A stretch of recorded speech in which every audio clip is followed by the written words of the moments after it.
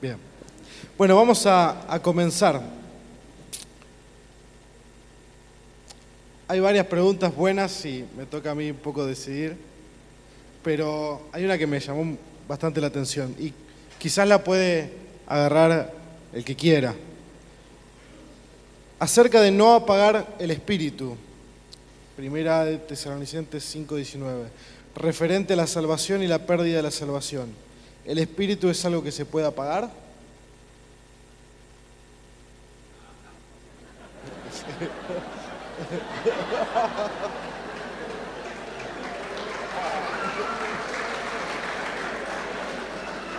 Siguiente. Si la Biblia dice no apaguéis al espíritu, es porque el espíritu se puede apagar. Pero un espíritu apagado o contristado, también Efesios capítulo 4, versículo 30 dice: no contristéis al Espíritu Santo de Dios.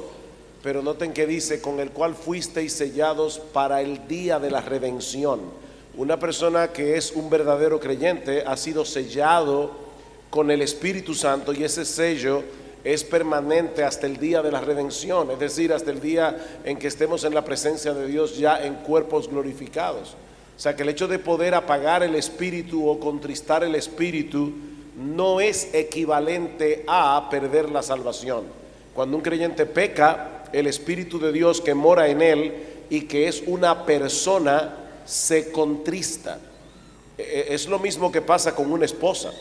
Nosotros podemos contristar a nuestras esposas, y una esposa contristada es una esposa retraída. Bueno, de la misma manera, cuando el Espíritu de Dios es contristado, el creyente percibe esa tristeza en el corazón, en el alma, y el Espíritu de Dios en cierto modo aún está haciendo restringida su operación en la vida de ese creyente, de alguna forma. Pero eso no quiere decir que pierde la salvación. Entonces, ¿se puede contristar al Espíritu? Obviamente sí, porque la Biblia nos manda no hacerlo. Pero eso no quiere decir que un espíritu contristado es de una persona que va para el infierno. Es de un creyente que no está andando como debe andar y por lo tanto está entristeciendo al Espíritu de Dios. Greg dijo que el cristiano es libre de la esclavitud del pecado. Lo dice la Biblia. Pero ¿es posible que un hijo de Dios luche y sea generalmente vencido con un mismo pecado durante toda su vida? Yo creo que hay que analizar cada caso a la luz de las Escrituras, ¿no? Empezamos con las Escrituras e interpretamos. Hay ciertamente ciertos pecados que vemos en la vida de ciertas personas que sabemos que caminaban con el Señor. Moisés, en un sentido, nunca venció su problema con el enojo, la manera que él respondía al enojo, ¿no? Sabemos que Moisés caminaba con el Señor, pero fue el enojo que lo llevó a matar a un egipcio. Más adelante vemos que en su enojo el Salmo dice que él maldice cuando él golpea 2 veces la roca. Vemos que Pedro lucha con ciertos pecados que se vuelven a aparecer. Él luchaba de manera particular con el temor a los hombres, cuando él niega a Cristo 3 veces, y después cuando él cambia lo que él hace porque vinieron los judaizantes en Gálatas y Pablo lo tiene que confrontar. Entonces creo que ahí no necesariamente sería mi respuesta. Una persona puede tener un pecado recurrente y no necesariamente eso es indicativo de que la persona no ha sido regenerada realmente, porque lo vemos en las Escrituras. Sin embargo, lo que la Biblia sí enfatiza es que nosotros no somos esclavos al pecado.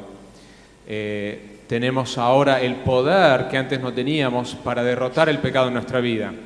Esa es la idea de la santificación, es que somos libres del poder del pecado. La presencia está, la lucha está, la batalla es continua, pero nosotros no tenemos la esclavitud que teníamos antes sin Cristo.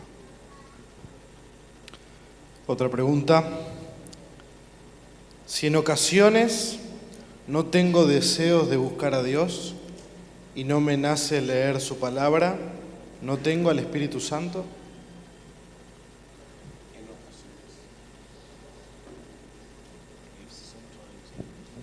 Me parece que es muy parecida a la otra pregunta. Por ahí hay tenemos que tener cuidado en no caer en dos errores. Por un lado, Lutero lo que enseñaba, su doctrina sobre la justificación es muy fuerte y muy clara. Pero él tuvo tantas ganas de proteger la doctrina de la justificación por la fe que no avanzó con una teología seria sobre la santificación. Entonces, casi una forma pasiva de decir, yo soy justificado y listo y nada más. Y en parte hay que escuchar lo que él dice, porque somos salvos no por lo que haremos, no confirmamos nuestra salvación con la buena conducta, somos salvos por la cruz de Jesús, punto final. Pero hay otro extremo, el otro extremo es el extremo de los metodistas, que dicen que podemos avanzar a cierto nivel de perfección, de que podemos ser básicamente libres de pecado. Y es un poco más complicado que eso, pero también me parece que crea falsas expectativas y una falsa forma de ver la vida cristiana. Y en el medio está la idea reformada de que es una lucha que no termina hasta que seamos glorificados, pero somos llamados a la lucha diaria, a mortificar la carne y de caminar, porque eso de mortificar la carne está en Romanos 8, donde dice de que todos los días debemos estar matando la carne. Ahí habla justamente de la presencia del Espíritu Santo. ¿Cómo podemos ganar en esa batalla? Por medio de la fuerza del poder del Espíritu Santo. Entonces debemos avalarnos de esa presencia del Espíritu en nuestras vidas todos los días. Y entonces somos llamados a la lucha. Y no pasa porque si me siento de cierta forma hoy, sino que debemos ser obedientes. Vamos a continuar con otra pregunta.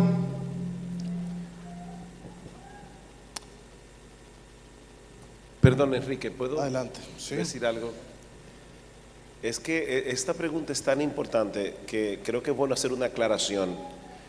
Hay creyentes que hablan de una lucha continua con un pecado, pero no saben distinguir lo que es entrar en tentación de lo que es pecar. Hay pecados con los cuales nosotros vamos a luchar hasta el día de la muerte. Algunos de nosotros nos convertimos al Señor y hay pecados que cometíamos cuando éramos inconversos que desaparecieron por completo de nuestra vida para no tener lucha con eso nunca más.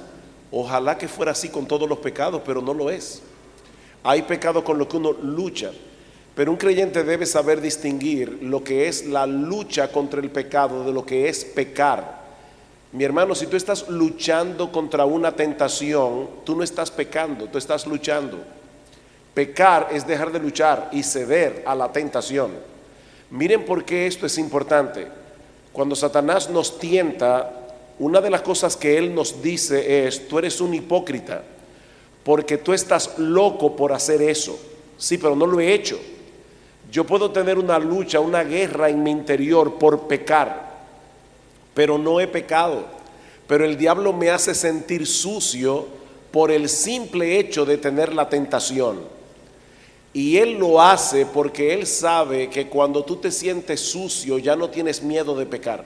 Tú pierdes el temor de pecar. Es como una hermana que está el sábado desempolvando la casa y está toda sucia y sudada, y de repente llega la sobrinita que estaba comiendo chocolate y está toda sucia de la mano y la boca de chocolate y te quiere abrazar, y tú la vas a dejar porque tú estás completamente sucia. Pero si tú estás cambiada para salir para la iglesia, acabada de bañar, y viene la famosa sobrinita, probablemente la vas a parar, porque tú sabes que estás limpia. El diablo sabe que cuando nos sentimos sucios, estamos más propensos a ensuciarnos un poco más. Entonces, uno tiene que saber distinguir entre lo que es ser tentado y lo que es ceder a la tentación. Cada vez que el diablo me seduce a cometer algo que es una transgresión a la ley de Dios, eso es una tentación. Pero yo peco cuando dejo de luchar y cedo al deseo pecaminoso. No sé si me estoy dando a entender. Pero de verdad, hermanos, esa distinción es extremadamente importante. Hay un libro de John Owen que se llama Tentación y Pecado, Y puedo decir que probablemente yo no conozco otro libro que en mi vida haya sido más importante que ese para yo poder entender mis propias luchas y para poder luchar eficazmente contra la tentación. El libro está en español, un extracto. El libro en inglés es más grande, tiene 300 y tantas de páginas. El libro en español es mucho más pequeño, pero hay un extracto en español publicado por Faro de Gracia, y yo les recomiendo que lean ese libro, Tentación y Pecado, así como Las cartas del diablo a su sobrino, de C.S. Lewis. Van a entenderse mejor cuando lean esos libros. Bien, el libro también de John Owen, en castellano, Mortificación de la... Es que Temptation and Sin es el que está traducido Temptation como una parte mortificación. y después viene la Sí, mortificación. sí. Y son, no, yo creo que no hay algo mejor que eso. Y este tema no es simplemente una cuestión teórica, es donde todos vivimos nuestra vida. Esta es nuestra realidad. Y hay que entender que estamos en guerra todos los días. El zombie del pecado, del viejo hombre, nos ataca constantemente. Y hay que estar en pie de guerra. Lo que pasa es que hay creyentes que dicen, yo quisiera tener victoria sobre el pecado, pero en la mente de ellos, victoria sobre el pecado significa, yo no quiero ser tentado con esto nunca más. Sí. Tú no vas a tener esa victoria hasta que llegues al cielo. Vamos a suponer por un momento, para poner un ejemplo práctico, aquí tenemos un joven soltero, acaba de hacer su devocional, tener un tiempo precioso en la presencia del Señor, leyendo su palabra, orando, y de repente toma, no sé cómo le dicen, un autobús, un colectivo, ¿se entiende? Para ir al trabajo. Y cuando mira así por el rabillo del ojo, hay una chica sentada aquí al lado con una minifalda, con un escote, y el muchacho está loco por mirarla. Estoy siendo bien claro, ¿verdad? Y él está ahí sentado casi con tortícolis en el autobús. Él está siendo tentado. Pero mientras él no voltee la cara para mirar, él no ha pecado. Pero el diablo le dice, hipócrita, hipócrita, tú estás loco por mirar, ya acaba de mirarla. Hay dos tipos de creyentes que pasan por esa experiencia. Uno es el que llega a la parada del autobús y hace, wow, Señor, qué dura fue esta, pero gracias. Me libraste. Pero hay otro creyente que se amarga el día completo y pierde su gozo diciendo, pero ¿cómo puede ser posible que después de haber hecho mi devocional yo todavía tenga estos deseos pecaminosos en mi corazón? Tú no has llegado al cielo todavía y vas a luchar con estas cosas. Pero cuando el diablo mata tu gozo, ya tú eres presa fácil de otras tentaciones a lo largo del día, y por eso es que esto es tan importante. ¿Y qué pasa si miré? Esa es una buena pregunta. ¿Qué pasa si cediste a la tentación? Bien, no estamos tomando con ligereza el pecado, pero dice, hijitos, estas cosas os escribo para que no pequéis. Primera de Juan capítulo 2. Pero si alguno hubiere pecado, abogado tenemos para Amén. con el Padre, a Jesucristo el Amén. justo. Y Él pagó por nuestros pecados. Entonces ahí mismo dile, Señor, qué vergüenza, perdóname por haber pecado contra ti. Pero ahora viene otra parte del ataque. El diablo te va a decir, qué fácil. Después que la miraste, ahora tú crees que porque le pediste perdón, el diablo quiere que tú te sigas sintiendo culpable. Mis hermanos, nunca traten de... No basen el perdón de Dios en experimentar el sentimiento de ser perdonado. El perdón de Dios se acepta por la fe. Dios hizo una promesa. Si confesamos nuestros pecados, Él es fiel y justo para perdonar nuestros pecados y limpiarnos de toda maldad. Cuando yo confieso mis pecados, yo no siempre me siento perdonado, pero yo tengo que creer que fui perdonado, porque la promesa de Dios está por encima de mis sentimientos. Yo no puedo vivir por lo que yo siento, yo tengo que vivir por lo que dice la palabra de Dios. Porque ya no hay condenación para los que están en Cristo Jesús. Bien, pasamos Perdón que me extendiera, pero es que No. de verdad es importante. Una persona está preguntando, creo que tiene que ver la referencia al abuso de la doctrina del Espíritu Santo. Y esta persona pregunta si puede seguir creyendo que Jesús hace milagros. Cada vez que una persona se convierte es un milagro impresionante. El milagro más grande que hay es cuando un alma nace de nuevo. Yo creo que sigue haciendo milagros. Y la otra, en realidad, a lo que él apunta es algo secundario.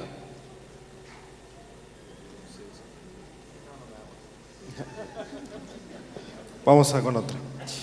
Una pregunta para el pastor Sugel. ¿Cuál es su opinión acerca del ecumenismo?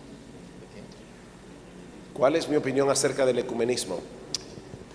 El ecumenismo es un movimiento que, empezó en los años 20, al principio como un movimiento para poder hacer avanzar la obra misionera, pero a partir de la década de los 60, el movimiento ecuménico tomó otro matiz cuando las personas comenzaron a decir: Cristo oró por la unidad de la iglesia y por lo tanto nosotros tenemos que olvidarnos de las doctrinas que nos separan y hacer una sola iglesia porque somos uno en Cristo Jesús.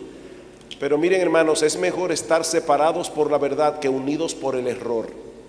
Hay que tener mucho cuidado. Nosotros estamos celebrando 500 años de la Reforma y el movimiento ecuménico no ha muerto. El movimiento ecuménico que pretende unir, por ejemplo, a la iglesia protestante con la iglesia católica romana está más fuerte que nunca. El problema es que la iglesia católica romana no predica el evangelio de Jesucristo y por lo tanto nosotros no podemos unirnos con una iglesia que es una iglesia apóstata, es una iglesia que echa por tierra el evangelio de la sola gracia de Dios y por lo tanto no podemos ser uno con esa iglesia. Entonces, en ese sentido, yo creo en la unidad de los verdaderos creyentes en torno al evangelio, porque así como el ecumenismo es un mal, también hay un separatismo extremo que también es un mal, cuando un creyente se separa de otro simplemente porque en cuestiones secundarias no cree exactamente o no practica las cosas exactamente como esa persona la practica. Los puritanos decían: levanten paredes doctrinales bien claras, pero no la levanten tan altas que no puedan darle la mano al verdadero creyente que está del otro lado. Una iglesia que no tenga paredes doctrinales claras sufre de un SIDA teológico, es decir, de un síndrome de inmunodeficiencia adquirido. Es una iglesia que cada virus del error le va a hacer daño. Y por eso es que es bueno tener confesiones de fe, es bueno que nosotros sepamos qué es lo que creemos, pero debemos recordar que hasta que lleguemos al cielo todos nosotros tenemos puntos ciegos y hay aspectos que son secundarios en los que podemos tener diferencias y podemos amarnos a pesar de las diferencias. Entonces yo creo en la verdadera unidad de los verdaderos cristianos que creen la verdad, valga la redundancia. Pero no creo en el movimiento ecuménico que intenta unir iglesias apóstatas con iglesias verdaderas, porque no es solamente el protestantismo con el catolicismo romano, es lo mismo que lo que pasa con el evangelio de la prosperidad. El evangelio de la prosperidad es un error, el evangelio de la prosperidad tampoco está predicando el evangelio y por lo tanto nosotros no podemos ser uno con una iglesia que predica el evangelio de la prosperidad. Esas iglesias son iglesias apóstatas y nosotros debemos ser bien claros en cuanto a ese tipo de cosas. Como alguien decía, protesto por la falta de protesta del protestantismo de hoy. Nosotros tenemos que saber qué cosas protestamos para protestar contra ellas, pero no protestemos por cosas que no debemos protestar tampoco. Una nueva pregunta. ¿La fe es antes o después del nuevo nacimiento?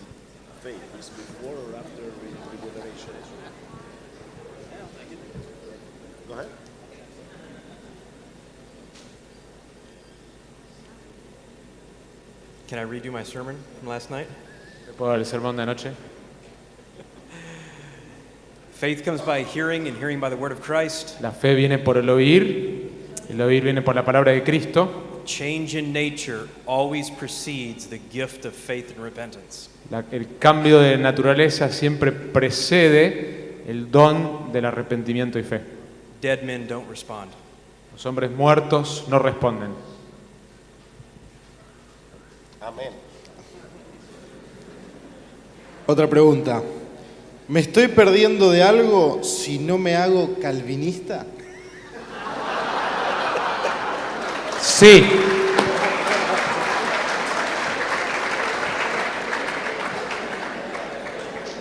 Sí, Justifique su respuesta.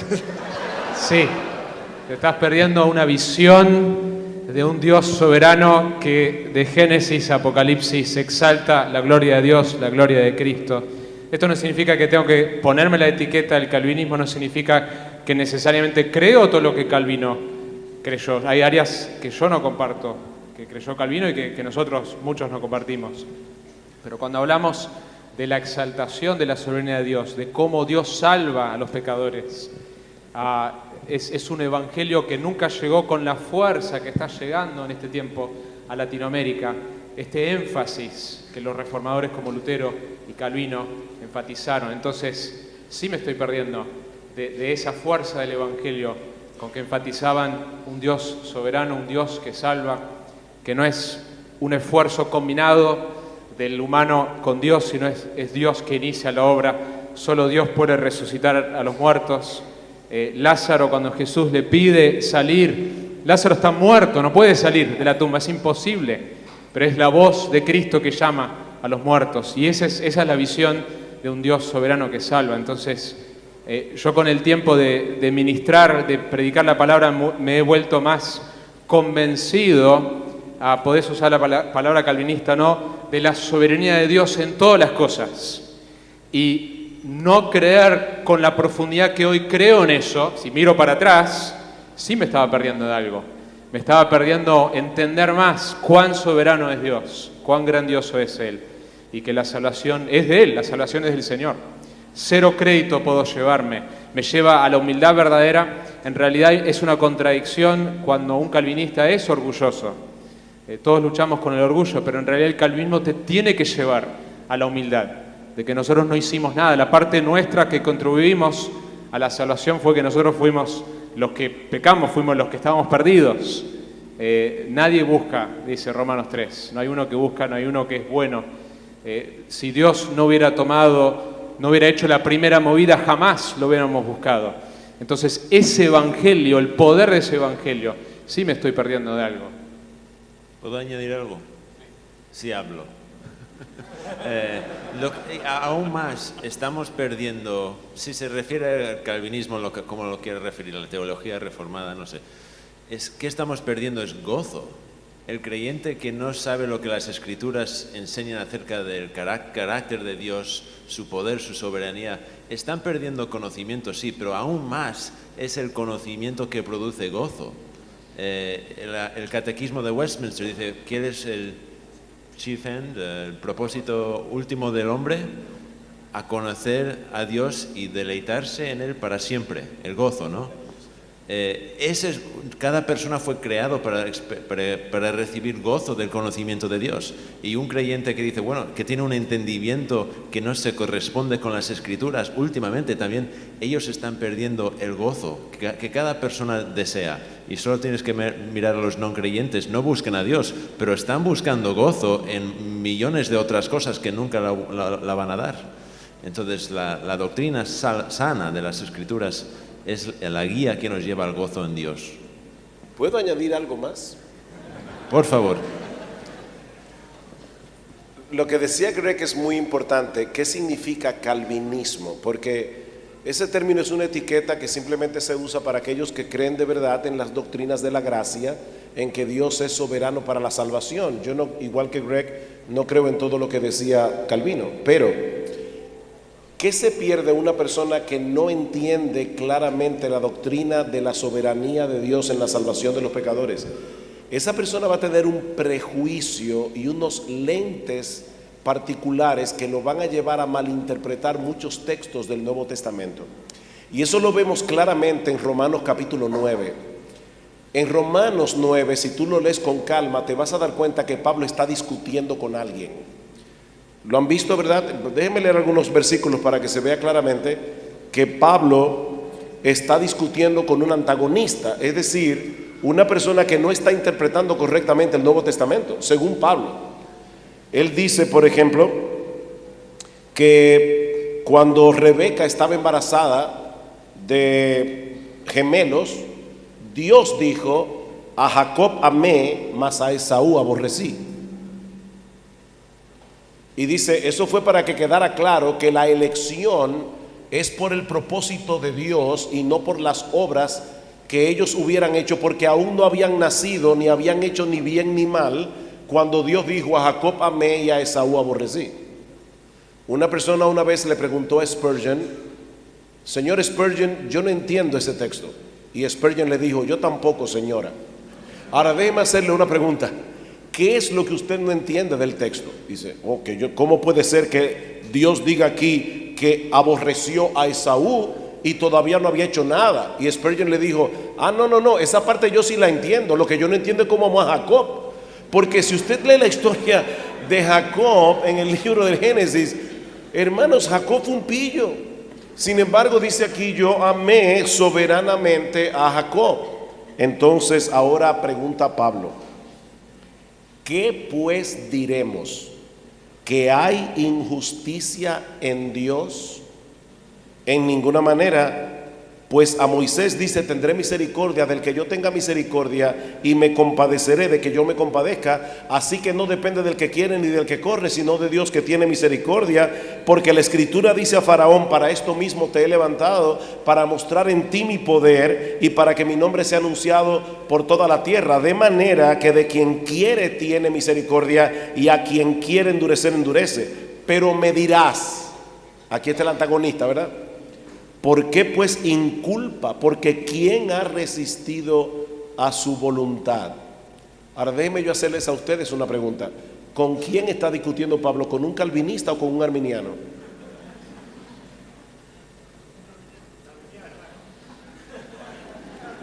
Evidentemente le está discutiendo con un arminiano. Solo un arminiano le haría esa pregunta. Oigan la respuesta de Pablo. Si Pablo hubiera sido arminiano, le hubiera dicho: bueno, no, espérate, lo que pasa es que Cristo murió en la cruz y ahora el pecador es el que tiene que tomar la decisión, y eso por lo tanto depende del pecador, no depende del pobre Dios. No. ¿Cuál es la respuesta de Pablo? Mas antes, oh hombre, ¿quién eres tú para que alterques con Dios? ¿Dirá el vaso de barro al que lo formó: ¿por qué me has hecho así? ¿O no tiene potestad el alfarero sobre el vaso para hacer de la misma masa un vaso para honra y otro para deshonra? Y que si Dios, queriendo mostrar su ira y hacer notorio su poder, soportó con paciencia los vasos de ira preparados para destrucción, y para hacer notoria las riquezas de su gloria, las mostró para con los vasos de misericordia que Él preparó de antemano para gloria. Wow. Mis hermanos, ese es el Dios del Nuevo Testamento. Cuando yo no entiendo a Dios desde esa perspectiva, sí, yo me estoy perdiendo de algo glorioso. Nuestro Dios es grande, nuestro Dios es soberano, nuestro Dios está lleno de misericordia. Tanta misericordia que nos salvó a pesar de que nosotros éramos hechos de la misma masa que la persona más corrupta. Nosotros no éramos mejores. Lo que hizo la diferencia fue la gracia soberana de Dios. Yo quisiera agregar de que si nosotros, por supuesta compasión, empezamos a debilitar nuestro concepto de la soberanía de Dios, en realidad nos estamos haciendo daño a nosotros mismos, justamente en el tema de la lucha diaria por la santificación, porque nosotros podemos librar esa lucha diaria con la confianza de que va a haber victoria, justamente porque Dios es soberano y porque sabemos de que no hay condenación para el que está en Jesucristo. Y eso depende no de nosotros, sino que depende de la gracia absoluta de Dios, de su soberanía. Entonces tiene un impacto directo sobre nuestra vida cristiana. Pensamos de que que somos generosos y en realidad estamos minando las paredes de nuestra propia casa. Bien, por una cuestión de tiempo han quedado preguntas, pero vamos a cerrar el panel ahora, así que invito a alguno de ustedes que quiera estar orando por todo esto y por las preguntas que han quedado, para que cada una de las personas pueda seguir investigando y estudiando la palabra para encontrar esas respuestas. Sam, ¿quisieras orar? Padre Celestial, Estamos tan agradecidos de estar aquí.